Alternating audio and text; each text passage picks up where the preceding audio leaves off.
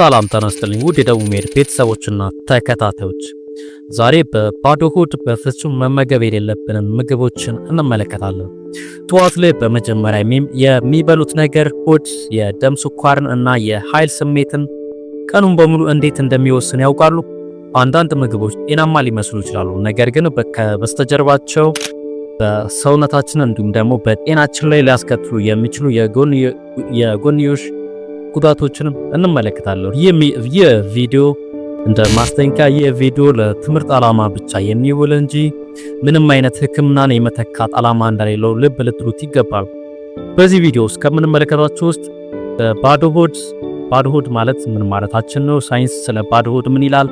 በሁለተኛ ደረጃ ደግሞ በባዶ ሆድ መመገብ የሌለብንን ምግቦችና መጠጦችን ከ1 እስከ 6 በዝርዝር እንመለከታለን። በሶስተኛ ደረጃ ደግሞ በባዶ ሆድ የሚመከሩ ምግቦች ምንድናቸው ምሉትን እንመለከታለን።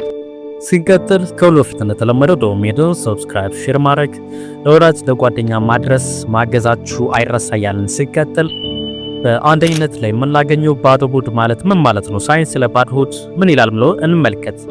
እንግዲህ ስለ ባዶ ሆድ ስናወራ 3 ነገሮችን መጥቀስ ይኖርብናል።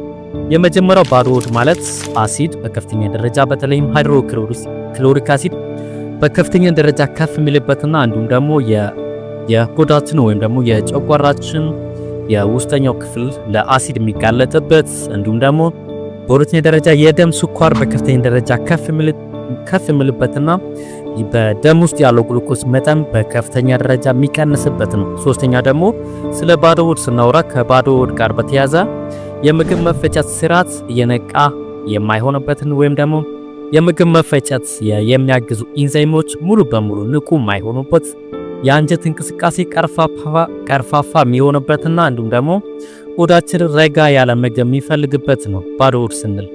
እንግዲህ ስንቀጥል በሁለተኛ ደረጃ በባዶ ሆድ መመገብ የሌለብንን ምግቦችና መጠጦችን በዝርዝር ስንመለከት ቁጥር 1 ላይ ወይም ደግሞ ምግብ 1 የምንጠቅሰው ስኳር ያላቸው ምግቦች ናቸው። በተለይም ጣፋጭ ኬኮች፣ ጣፋጭ ዳቦች እንዲሁም ደግሞ ስኳር የበዛባቸው መጠጦች።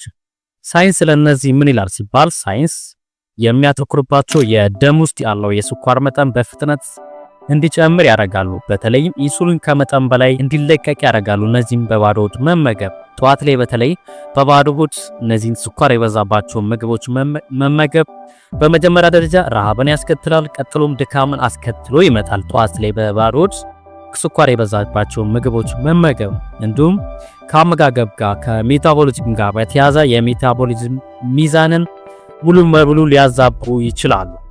ምግብ 2 በባዶ ሆድ የሚከለከሉት ስንመለከት ደግሞ በባዶ ሆድ በፍጹም መመገብ የሌለብን የማይመከሩ ምግቦች በቁጥር 2 ላይ የምናገኘው ቡናን ብቻውን ወይም ደግሞ ያለ ምግብ በባዶ ሆድ ቡናን መጠጣት። ቡና የሆድ አሲድ ምርትን ይጨምራል።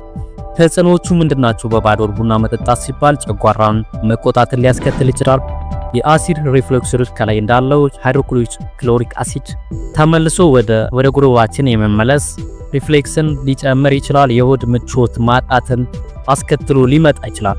እንግዲህ ቡና እዚህ ጋር መጥፎ ነው ማለታችን ሳይሆን በባዶ ሆድ ግን መመገብ እነዚህን አስከትሎ ሊመጣ ይችላል። የምግብ መፈጨትን ሊያባብስ ይችላል ማለት ነው። ሶስተኛ በባዶ ሆድ የማይመከሩ ምግቦችን ደግሞ ስንመለከት ምግብ 3 የምንመለከተው ሲትረስ ፍሬዎች በተለይ ብርቱካንና ሎሚ።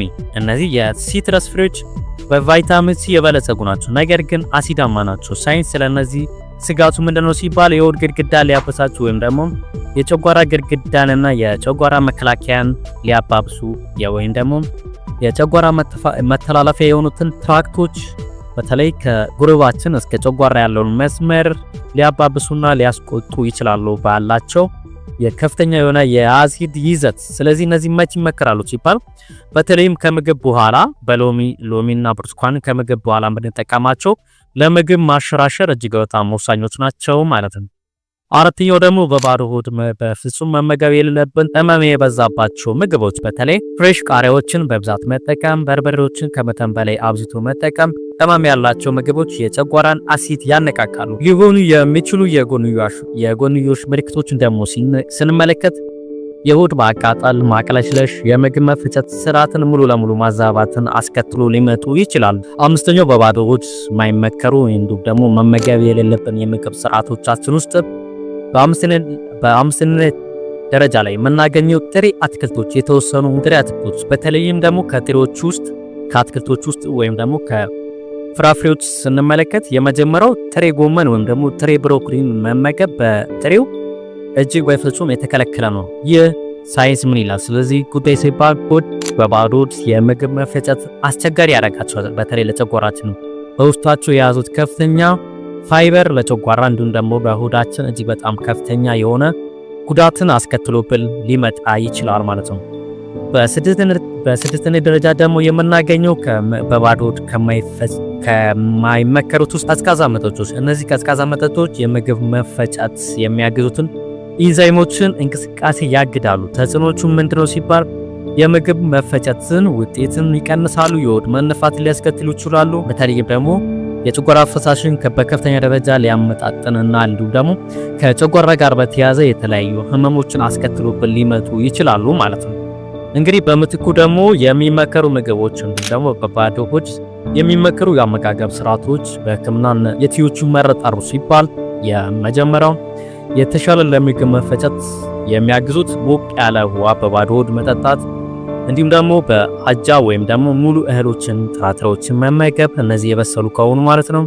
እንዲሁም እንቁላል፣ ሙዝ፣ ቀለል ያለ ፕሮቲን ሲደመር ፋይበር ይዘት ያላቸው ምግቦች በባዶ ሆድ ማዘውተር እጅግ በጣም ወሳኞች ናቸው ማለት ነው።